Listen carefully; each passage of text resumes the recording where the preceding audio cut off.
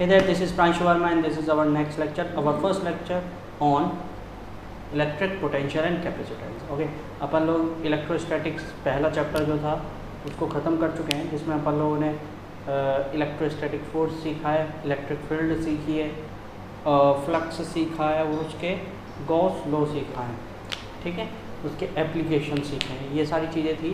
और इस चैप्टर में हमारा जो फोकस रहेगा वो ज़्यादातर किस पे रहेगा, पोटेंशियल और कैपेसिटेंस पे रहेगा, ठीक है। तो स्टार्ट करते हैं और इसका सबसे पहला टॉपिक आधा जो चैप्टर है वो इसी पे है, आधा इस पे है, ठीक है। तो स्टार्ट करते हैं, सबसे पहले इलेक्ट्रिक पोटेंशियल पे बात करते हैं, ठीक है। मैं डेफिनेशन बताने से पहले,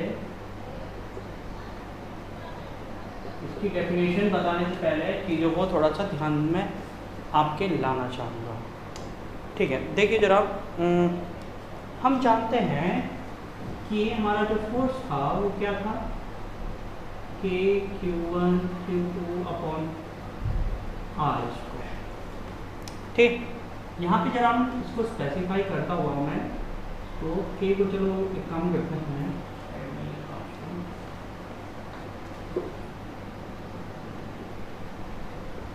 1/4 पाई एप्सिलॉन नॉट, Q1 को मैं लिखता हूँ QS और Q2 को लिखता हूँ Q0 अपॉन R स्क्वायर, ठीक। यहाँ पर QS क्या है आपको पता है, सोर्स चार्ज है, ठीक। Q0 क्या है, टेस्ट चार्ज, ठीक है। ये रेस्ट में रहेगा, ये स्टेशनरी रहेगा, ये कैसा है, मूवेबल है, ओके। देखो जरा क्या चीज़ें हैं, तो कंडीशन क्या है, हम क्या करने वाले हैं, हम एक काम करने वाले हैं, इस टेस्ट चार्ज को मूव कराने वाले हैं, इस टेस्ट चार्ज को क्या कराने वाले हैं, मूव कराने वाले हैं। यदि मैंने मूव कराया तो मूव कराने के लिए वर्क करना पड़ेगा, हाँ या ना, या मूव होने से वर्क मिलेगा, ठीक है। दोनों चीज़ें, वर्क रिक्वायर्ड टू मूव और वर्क गेन बाय मूविंग, ठीक। दोनों सेंटेंस एकदम सही है, ठीक है। यदि क्या नाम जो है, रिपल्शन फोर्स है तो ऑब्वियस सी बात है कि जो मेरा चार्ज होगा वो अपने आप ही दूर जाने लगेगा, या अट्रैक्शन फोर्स है तो पास आने लगेगा अपने आप। अब यदि उसके अपोजिट काम करना है, फोर्स के अपोजिट काम करना है, तो you have to do some work, you required some work, okay. तो ये कब है, ये कब होगा, अपोजिट टू द फोर्स, ठीक है, विद द फोर्स।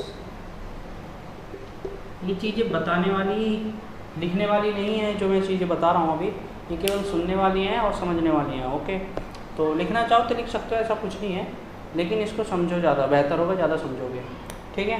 वर्ड्स को समझने से काफ़ी बार, तो याद रखो, आप लोगों की प्रॉब्लम क्या होती है पता है, न्यूमेरिकल करते समय आप लोगों की कई सब की ये प्रॉब्लम होती है स्टूडेंट्स की, ठीक है। मेरे टाइम में मुझे भी होती थी कि हम जो फीलिंग है क्वेश्चन की वो नहीं समझ पाते, ठीक है, क्योंकि हमने जो थ्योरी है, जो कंसेप्ट है, वो ध्यान से नहीं सुने थे।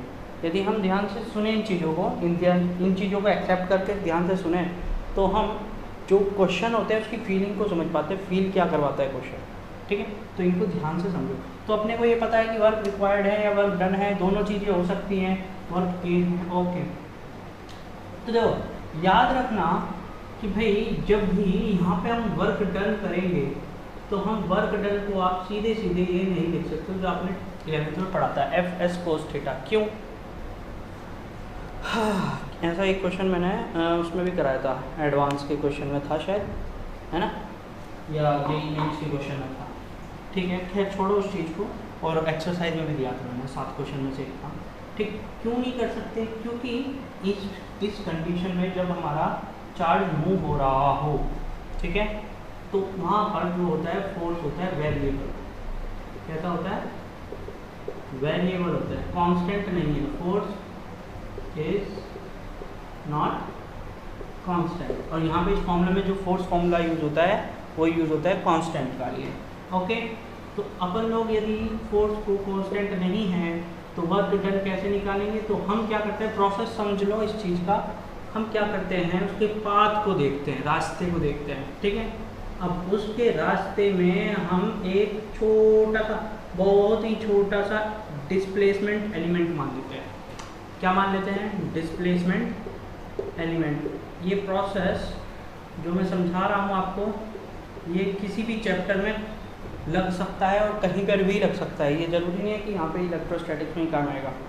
याद रखना, ये जो डिस्प्लेसमेंट एलिमेंट कंसेप्ट है ये कहीं पर भी अप्लाई हो सकता है। कितने सारे चैप्टरों में अप्लाई होता है, कई सारे न्यूमेरिकल्स में अप्लाई होता है। ओके, तो उसको ध्यान से समझो। अब देखो ये इतना छोटा है कि हम इसको कंसीडर में नहीं ले सकते। अब हम क्या करते हैं, हम ये मान लेते हैं कि ये इतना छोटा है, तो यहाँ से लेके यहाँ तक जो फोर्स में डिफरेंस आएगा वो टेंड्स टू 0 होगा, वो बहुत छोटा होगा डिफरेंस, ठीक है। मान लिया यदि इस साइड में 1.002 न्यूटन है तो इस साइड में होगा 1.002002। मतलब दोनों में देखो कितना डिफरेंस है, बहुत कम, बहुत छोटा डिफरेंस है। ओके, तो इसीलिए हम मान लेते हैं, हम जो है चीज़ों को समझ लेते हैं कि इस टाइम में जो फोर्स में डिफरेंस होगा वो क्या होगा, 0 होगा। तो या हम ये भी बोल सकते हैं कि इस एलिमेंट के थ्रू जो फोर्स है वो क्या है, कांस्टेंट है, क्योंकि हमें ये फॉर्मूला लगाना है। तो हमें सीधी सी बात है, फोर्स को क्या रखना होगा, कांस्टेंट। तो हम बहुत छोटा सा फोर्स ले लेते हैं, बहुत छोटा सा डिस्प्लेसमेंट एलिमेंट ले लेते हैं, जिसको ट्रैवल करते हुए चार्ज यहाँ से यहाँ जा रहा है। तो इस एलिमेंट को जब हमारा चार्ज ट्रैवल कर रहा है तो उस पर कांस्टेंट फोर्स F लग रहा है। अब इस डिस्प्लेसमेंट एलिमेंट की जो लंबाई है वो कितनी है, मैंने कितनी दी है, dx। ये छोटा सा वर्क डन हो जाएगा dw। ऐसे लाखों एलिमेंट्स हम मान सकते हैं, लाखों एलिमेंट होंगे उसके रास्ते में, है ना। लाखों एलिमेंट्स होंगे ऐसे, बहुत छोटे छोटे, ठीक। ऐसे लाखों एलिमेंट्स यदि इसके रास्ते में हैं और क्या नाम, हमने एक एलिमेंट के द्वारा वर्क डन निकाल लिया है, तो लाखों को या तो ऐड करो सिग्मा लगा के, या फिर मैथमेटिक्स के इंटीग्रेशन पे जाओ। एक एलिमेंट को उसका फंक्शन लो, उसको इंटीग्रेशन कर दो, लिमिट लगाओ यहाँ से लेके यहाँ तक की, और सॉल्व कर दो क्वेश्चन। समझ में आया? तो ऐसे ही हम वर्क डन निकालने वाले हैं, ठीक। तो हम क्या करते हैं, एक छोटा सा एलिमेंट लेंगे, उसके द्वारा जो वर्क डन होगा वो कितना होगा, F/ds, ठीक है। अब एंगल डिपेंड करेगा वो हम कैसे जा रहे हैं, उससे कोई मेथड नहीं है। हमारा जो भी इस चैप्टर में जितने भी हमारे क्वेश्चन होंगे वर्क डन के, उसमें या तो थीटा रहेगा 0 डिग्री या 180 डिग्री। ओके, कोई ज़्यादा खास आएगा नहीं, तो उसको मत कंसिडरेशन में लगाओ, ठीक। यहाँ पे ध्यान दो, F की वैल्यू होगी 1/4πε0 QS Q0 upon r² into ds into dw। Okay, फिर हम कितनी कर देंगे यार। ओके, चलिए देखिए, 1/4πε0 कांस्टेंट है, सोर्स चार्ज कांस्टेंट है, टेस्ट चार्ज कांस्टेंट है, वेरिएबल कौन है। ओके, मैं क्या कर लेता हूँ, dr मान लेता हूँ भाई, यहाँ पे r² लिखा है मैंने, r² dr। ओके, ये dw हो गया, ठीक। क्या करेंगे, इंटीग्रेशन करेंगे, dw का इंटीग्रेशन कहाँ तक करेंगे, 0 से लेके w तक। तो w minus 0 equal to w आ जाएगा, 1/4πε0 QS Q0। इसका इंटीग्रेशन कहाँ से कहाँ तक होगा, इसका इंटीग्रेशन हम कहाँ से कहाँ तक ले जा रहे हैं उस पर डिपेंड करेगा। मैंने मान लिया किसी A पॉइंट से लेके जा रहे हैं B पॉइंट तक, ठीक। तो ये क्या आ जाएगा, सॉरी, QS Q0 इंटीग्रेशन आप जानते हो 1/r² का क्या होगा, 1/r, और लिमिट रख दो RA to RB, और कुछ नहीं, 1/4πε0 QS Q0 minus RB 1/RB minus 1/R, ठीक है। तो यहाँ से इसको डिफॉल्ट कर दे, अपन लोग W की वैल्यू निकाल देंगे 1/4πε0 q s q not r a minus r b. ठीक है, ये वर्क डन निकालने का तरीका है। इसका डेरिवेशन अभी मैं समझाने वाला हूँ, तरीके से कराने वाला हूँ। फिलहाल आपको ये समझ में आया वर्क डन क्या होता है। ठीक, देखो इस वर्क डन के फॉर्मूले पे बेस हमारी आगे आने वाली 4 डेफिनेशन है। ठीक है, तो फिलहाल समझ में आया ना ये चीज़। चलिए, तो इसको आप अच्छे से तरीके से करेंगे।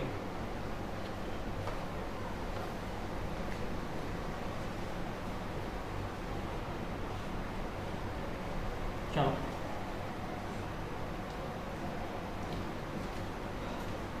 वर्क डन ये डेरिवेशन में करा रहा हूँ। इसके बाद जो मैं आगे की 4 डेफिनेशन होंगी जिसको कराऊंगा, और उनमें इसका एक्सटेंशन कराऊंगा। ठीक है, इसी को बस एक्सटेंड कर दूंगा। तो वर्क डन और work gain. Okay, to move a test charge under a uniform electric field।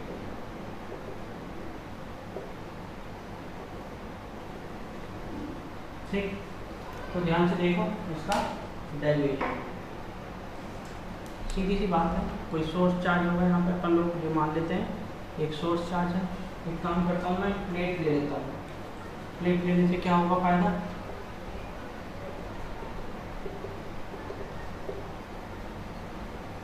Plate लेने से फ़ायदा ये होगा कि जो इसकी इलेक्ट्रिक फील्ड होगी वो पैरेलल होगी और यूनिफॉर्म होगी। ओके, यहाँ पे कोई पॉइंट बी है जिसकी डिस्टेंस इस प्लेट प्लेट से आर बी है। यहाँ पे कोई पॉइंट ए है जिसकी डिस्टेंस इस पॉइंट से इस प्लेट से आर ए। ओके, मैं अपने चार्ज को क्यू नॉट चार्ज को बी पॉइंट से ए पॉइंट पर मूव करने वाला हूँ। मेरे ख्याल से क्लियर है। मैं अपने चार्ज को कहाँ से कहाँ मूव कर रहा हूँ, पॉइंट बी से पॉइंट ए की तरफ। ठीक है, तो इसमें आप लिख सकते हो थ्योरी वही। Let's consider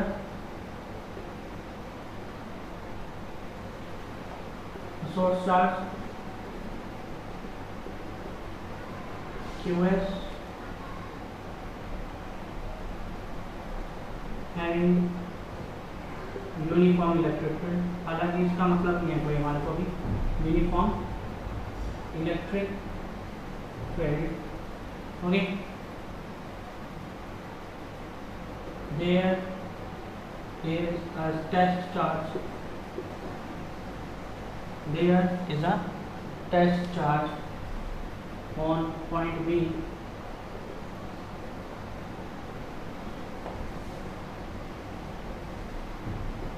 RB which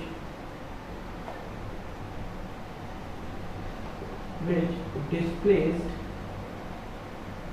to point A R A bracket. Okay, ये इसकी थ्योरी हो गई। ठीक, अब थ्योरी लिखने का तरीका आपको याद रखना पड़ेगा। बस सेंटेंस बनाना इंग्लिश ही आई है, इसके लिए रटना नहीं है इस चीज़ को। ओके, चलिए then let's consider a small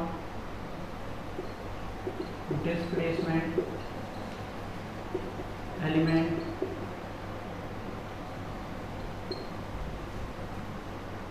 dr which is r distance from the source से कितना दूर है, r डिस्टेंस दूर है। Okay, now then f at r कितना होगा 1/4 epsilon not QS Q not upon r square. Okay, work done कितना हो जाएगा आपको पता है, FR into dr, dot product हो जाएगा। ओके, यहाँ पे मैं वही बात बता रहा हूँ आपको, डिपेंड करेगा थीटा, तो थीटा कैसे पे डिपेंड करेगा। मैंने ये दोनों चार्ज कैसे लिए हैं पॉजिटिव, कैसे लिए हैं पॉजिटिव, तो ये रिपल करेंगे हाँ या ना, लेकिन मैं यहाँ से यहाँ लेके जा रहा हूँ, मतलब फोर्स किस तरफ है, इस तरफ, फोर्स की डायरेक्शन है किस तरफ, इस तरफ, और डिस्प्लेसमेंट किस तरफ है, डी आर किस तरफ है, दिस साइड, बीच का एंगल कितना है 180 डिग्री। ओके, तो यहाँ पे अपन लोग थीटा कितना ले सकते हैं 180 डिग्री। ओके, तो minus f r d are, minus f r d are लगा दिया, तो यहाँ पे मैंने डॉट प्रोडक्ट बताया है, लो okay, now minus f r d r होगा, एफ की वैल्यू रखो 1/4 epsilon not q s q not r square d r. ठीक है, इंटीग्रेट बोथ साइड। ठीक, अब लिमिट रखना, सीख लो फटाफट अच्छे से, जितना जल्दी सीखोगे बेहतर है, उतना ही ज़्यादा आपके लिए। इसका स्क्रीनशॉट लो, ऊपर से मैं मिटाने जा रहा हूँ। ओके, ले लिया। तो क्यों मैं बोल रहा हूँ आपको कि जितना जल्दी सीखोगे, ये चीज़ें रटने वाली नहीं है कि मेरे को लिमिट्स कैसे लगनी है, ये आपको क्वेश्चन को देख के समझ में आना चाहिए। देखो मैं कैसे बता रहा हूँ, तो सबसे पहले तो एक तरफ इस तरफ इंटीग्रेशन करोगे आप डी डब्ल्यू का, डी डब्ल्यू का इंटीग्रेशन कहाँ से करोगे, पॉइंट बी से। पॉइंट बी पे ले जाने के लिए चार्ज को कितना वर्क चाहिए, कुछ भी नहीं चाहिए, पॉइंट बी पर तो है ना, तो वहाँ पे ले जाने के लिए कोई वर्क नहीं चाहिए। तो पॉइंट बी पर जो लोअर लिमिट होगी आपकी इंटीग्रेशन की, वो क्या हो जाएगी, 0 हो जाएगी डब्ल्यू के लिए। इधर देखते हैं, ओके, इधर किसकी लिमिट लगनी है, देखो कौन वेरिएबल है आर, तो बी पॉइंट पे आर की वैल्यू कितनी होगी, ये आर बी कितनी होगी, आर बी, क्लियर है।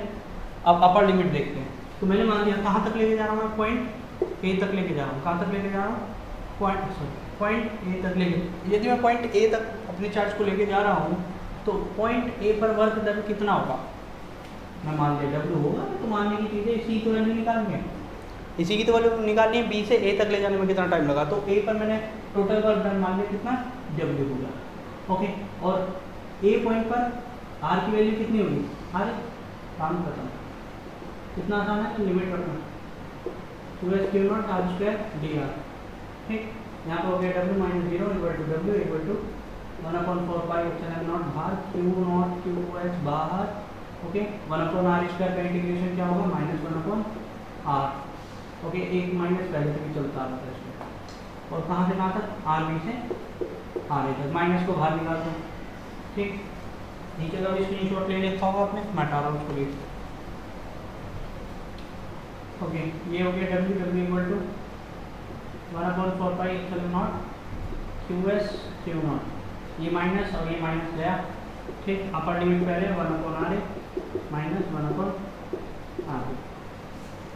This is the work done to bring, to displace a charge from a point to another point inside a uniform electric field। ठीक, समझ में आ रहा होगा, समझ में आ रहा होगा। देखो यहाँ पे एक चीज़ और देखेंगे, अभी हम थोड़ी देर बाद देखेंगे, अभी नहीं देख पा रहे, अभी नहीं देखूँगा मैं, अभी नहीं दिखाऊंगा वीडियो। ठीक, फिलहाल समझ में आ रहा है। ओके, इसकी जो यूनिट आएगी वो क्या आएगी, जूल। क्या आएगी, जूल। वर्क है, वर्क की यूनिट क्या होती है, जूल होती है, याद है ना, सबको याद होगा, जूल होती है वर्क की यूनिट। ओके, तो जल्दी से इसका भी बता दो, 2-3 लाइन होगी। चलिए अब स्टार्ट करते हैं भाई मेन मुद्दे, और मेन मुद्दे का जो चैप्टर का नाम है उसके चीज़ों को स्क्रीनशॉट ले लीजिए। चलिए,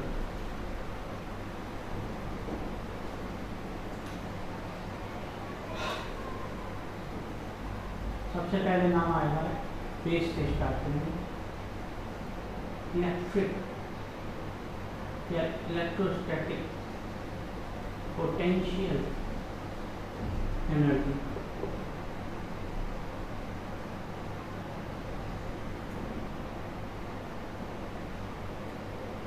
इलेक्ट्रोस्टैटिक पोटेंशियल एनर्जी या इलेक्ट्रिक पोटेंशियल एनर्जी। ठीक, तो इसको अपन लोग सीखते हैं। देखो इसकी डेफिनेशन क्या बोलती है, सबसे पहले इसकी डेफिनेशन पे बात करेंगे, उसके बाद हम इसका फॉर्मूला बड़े आराम से बना पाएंगे, क्योंकि हमारे पास इसका, इससे आगे आने वाली 3 डेफिनेशंस का बेसिक फॉर्मूला अवेलेबल अभी भी है। ठीक, तो देखते हैं पहले ये इसकी डेफिनेशन क्या बोलती है। इसकी डेफिनेशन के हिसाब से यदि ये कोई यूनिफॉर्म इलेक्ट्रिक फील्ड है, ठीक, किसकी वजह से, एक सोर्स चार्ज QS की वजह से, ठीक, ऑब्वियसली बात है, इधर पॉजिटिव होगा इधर नेगेटिव होगा।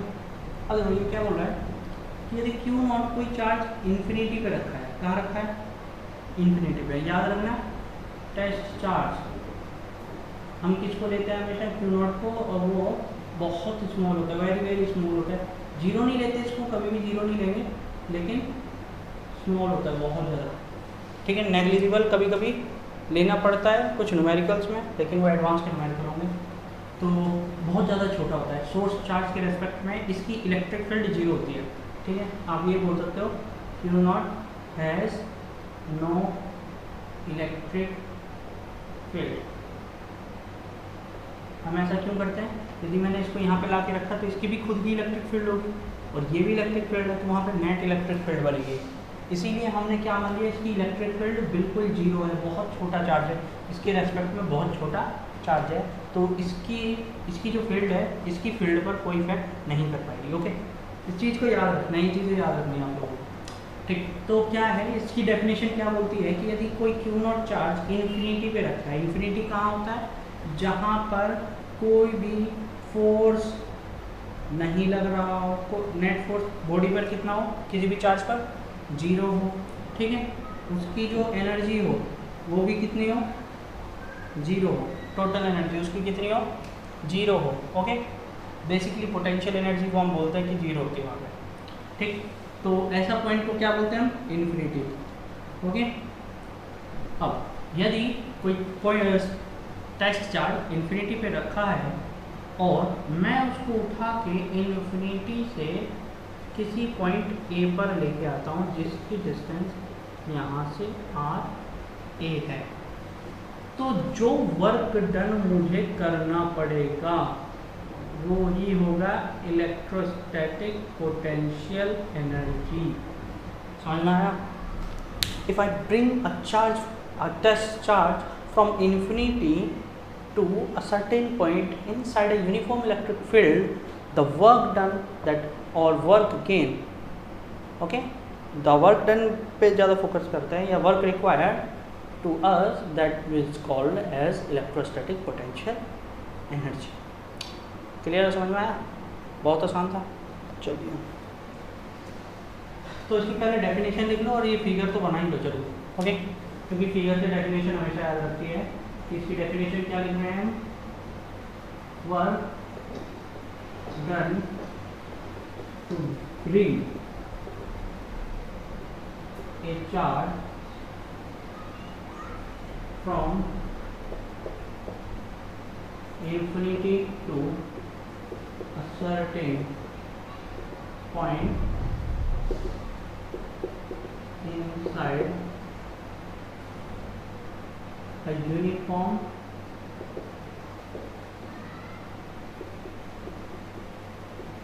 electric field due to a source charge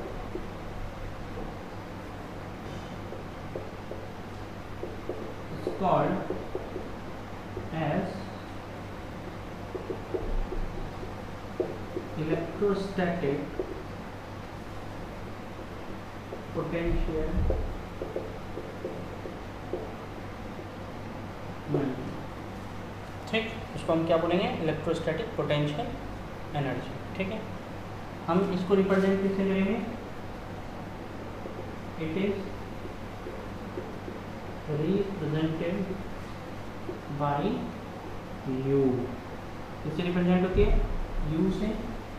unit क्या है इसकी, जूल है। ठीक है, जूल है। कैसी क्वांटिटी है ये, स्केलर क्वांटिटी। ओके, ये सारी चीज़ें होगी, समझ में आ गई। आगे मैं बढ़ूँ, चलिए। अब देखो, इसकी वैल्यू हम निकालने की कोशिश करेंगे। ओके, तो छोड़ो, अब हटा दूँ मैं। चलिए, अच्छा एक बात समझ में आ रही कि ये भी क्या है, वर्क डन है। वर्क डन क्या है, वर्क डन। ओके, इसकी लिमिट कहाँ से कहाँ तक है, बस ये याद रखने की ज़रूरत है। तो हमारा फॉर्मूला जो आया था फॉर्मूले के एक पीछे में जाता हूँ, एक स्टेप बस, ठीक है। हालांकि मैं फॉर्मूले से भी काम कर सकता हूँ, लेकिन फिर भी मैं एक स्टेप पीछे ही जा रहा हूँ, जहाँ पे हमने इंटीग्रेशन नहीं करा था और हमारे पास ये था। ओके, यही चीज़ थी, जाके देख भी सकते हो आप पीछे अपनी नोटबुक में आपने उतारा था। तो ये वर्क डन होगा। अब लिमिट देखते हैं, लिमिट क्या होगी यहाँ पे। तो लिमिट सबसे पहले डी डब्ल्यू पे लगाएं। तो जो शुरुआत में इनिशियल में है कहाँ पे, इन्फिनिटी पे, वहाँ पे वर्क डन क्या होता है, जीरो, क्योंकि उसके पास वहाँ पे एनर्जी नहीं है और वहाँ पहुँचाने के लिए हमारे को एनर्जी चाहिए भी नहीं, वो तो वहाँ पे पहले से अवेलेबल है। इसकी लोअर लिमिट क्या होगी, इन्फिनिटी, क्योंकि उस टाइम पे वो कहाँ पर है, इन्फिनिटी पे। इस सोर्स चार्ज से कितनी दूर है, इन्फिनिटी, इनफाइनाइट पर है। तो लोअर लिमिट क्या होगा, इनफाइनाइट। अपर लिमिट यहाँ पे डब्ल्यू ही होगी, पहले भी डब्ल्यू थी, और यहाँ पे कितनी होगी, आर ए, क्योंकि कितनी डिस्टेंस पर है, कहाँ पर पहुँचाना है, आर ए पर, है ना। देखो ये सब काम मैं पहले वैसे भी कर सकता था सीधे सीधे, लेकिन मैं आपको अच्छा इसमें माइनस भी लगा दें पहले से। ओके, तो ये क्या हो जाएगा, minus q s q naught minus 1/r हो जाएगा, लिमिट इन्फिनिटी से आर। ओके, माइनस माइनस गायब हो जाएगा, q s q naught 4πε0। Okay, upper limit पहले r a minus lower limit बाद में इन्फिनिटी। 1/∞ की वैल्यू क्या होती है भाई, 1/∞ की वैल्यू कई बच्चों ने बता दी होगी अभी तक, और मैं खुश होता हूँ। जिसने बताई है वो बड़ा अच्छी बात है। 1/∞ की वैल्यू होती है 0, तो ये टर्म गायब हो जाएगी, केवल और केवल ये बचेगा। तो देख पा रहे होंगे आप कि W क्या होगा, 1/4πε0 QS Q0/r ए। इसको हम वैसे भी कर सकते थे, क्योंकि यहाँ पे आर बी क्या था, इन्फिनिटी, इनिशियल पोजीशन क्या थी, आर बी थी, इन्फिनिटी थी, तो उसी फॉर्मूले में हम वैल्यू रख सकते थे और सीधे यहाँ से काम करते, लेकिन मज़ा नहीं आता उससे, ठीक है, समझ में आया। तो इलेक्ट्रिक पोटेंशियल एनर्जी कितनी होगी आपकी, 1/4πε0 QS Q0/r है। ओके, तो ये है इलेक्ट्रोस्टैटिक पोटेंशियल एनर्जी का फॉर्मूला, ठीक। इसके बारे में आप सब कुछ जान चुके हैं, ठीक। चले क्या आगे बढ़ लेते हैं, और इसके बाद एक डेफिनेशन और पढ़ते हैं, और उसके बाद कल को देखेंगे फिर। ये देखो यार, गर्मी लग रही है बहुत ज़्यादा। हाँ, तो आगे है इलेक्ट्रोस्टैटिक पोटेंशियल एनर्जी डिफरेंस,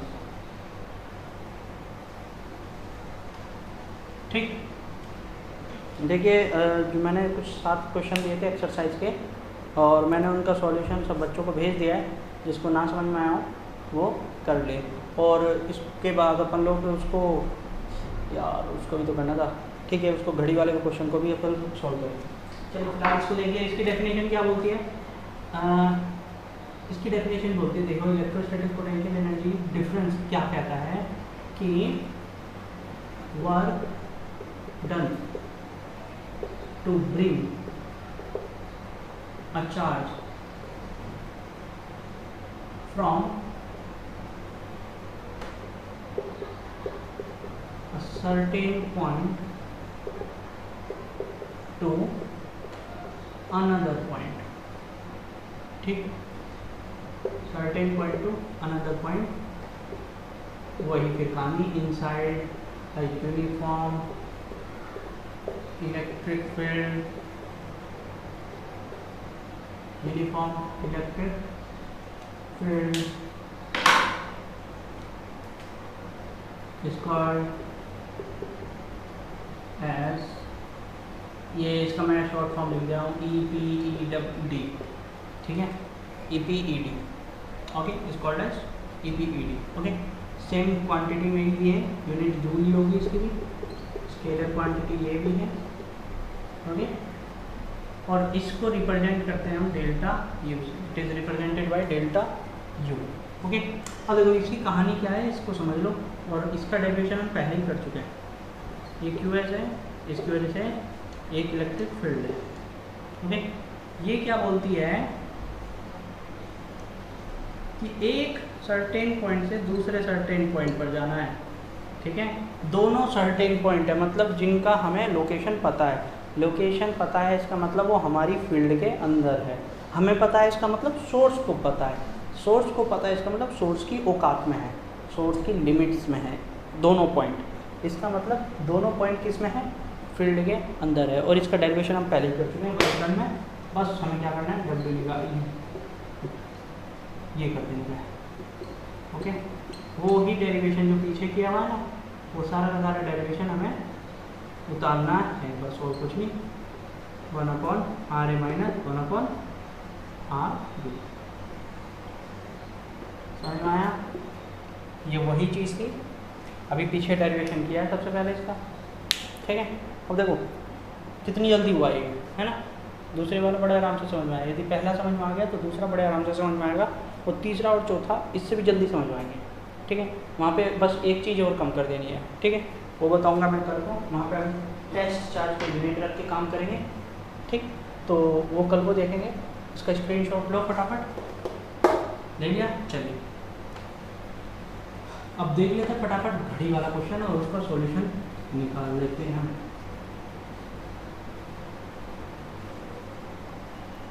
आप में से कई बच्चे इस घड़ी वाले सॉल्यूशन में एक अच्छे पॉइंट तक पहुंच गए थे। ये 12, ये 6, सबको पता है कि ये नेट फोर्स हो जाएगा 6E² इस तरफ, एक की तरफ आएगा एक 6E², ठीक है, जो 7 के साथ का होगा। इतना जिसने भी करा होगा उसको पता होगा ये, ठीक है। और ये करने वालों के यही है, ये 6KE², 4 के पास आएगा 6KE² और एक 5 के पास आएगा 6KE²।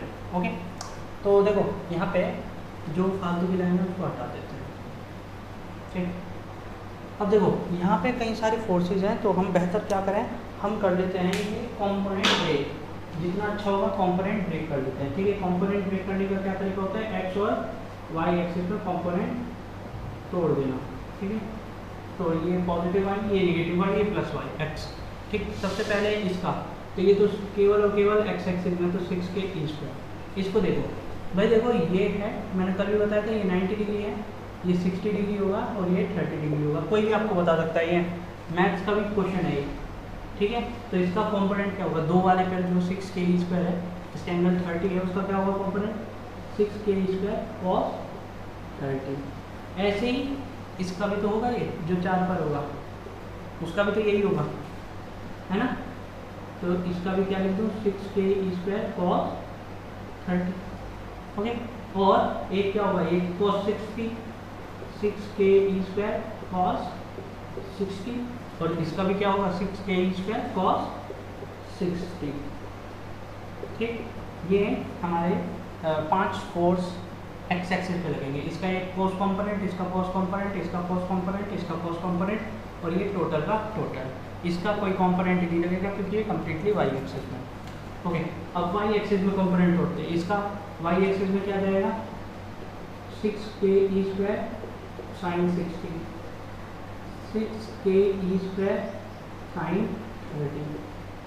देखो ये किस तरफ है, डाउनवर्ड है, तो इसका क्या जाएगा 6KE² sin 30, 6KE² sin 60, और एक टोटल का टोटल 6KE², क्योंकि ये कम्प्लीटली किसमें है, वाई एक्सिस में।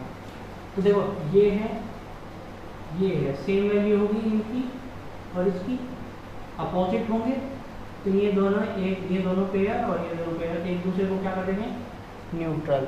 और केवल वाई एक्सिस में क्या फोर्स बचेगा, 6KE²।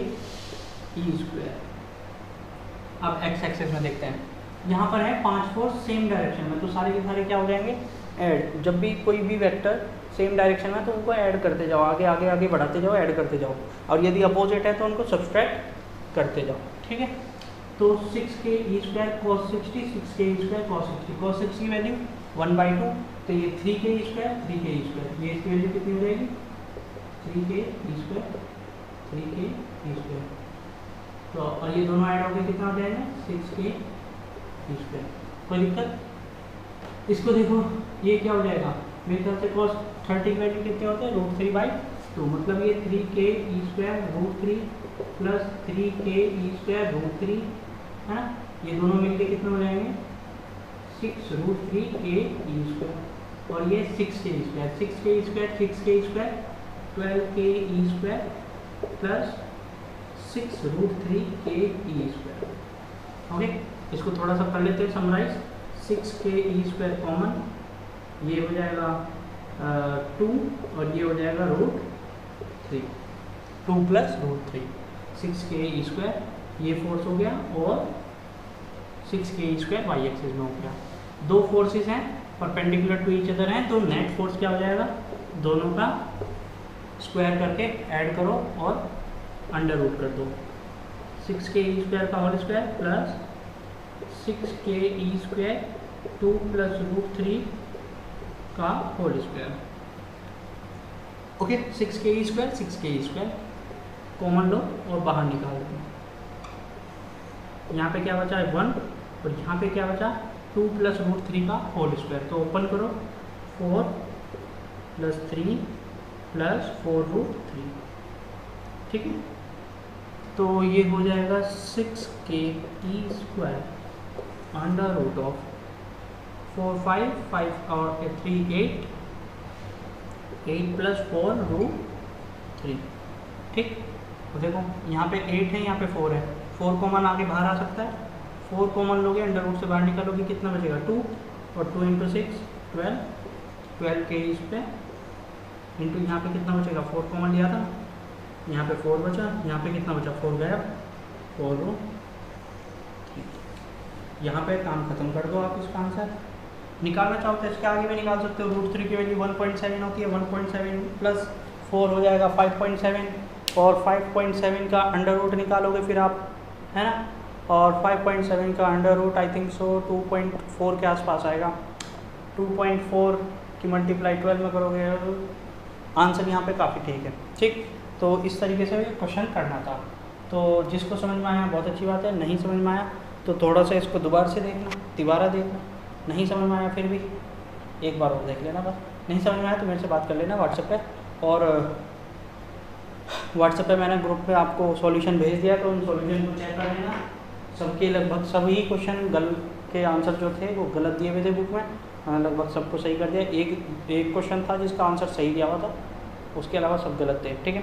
तो परेशान नहीं होना है, उनको सॉल्यूशन को चेक करना, उनको अच्छे से चेक करना, ठीक। और अपना जो अगला चैप्टर ये जो चल रहा है पोटेंशियल और कैपेसिटर, बहुत इंपॉर्टेंट चैप्टर है, ठीक है। तो ईमानदारी से पढ़ो, बड़े आराम से पढ़ो। Thank you everyone.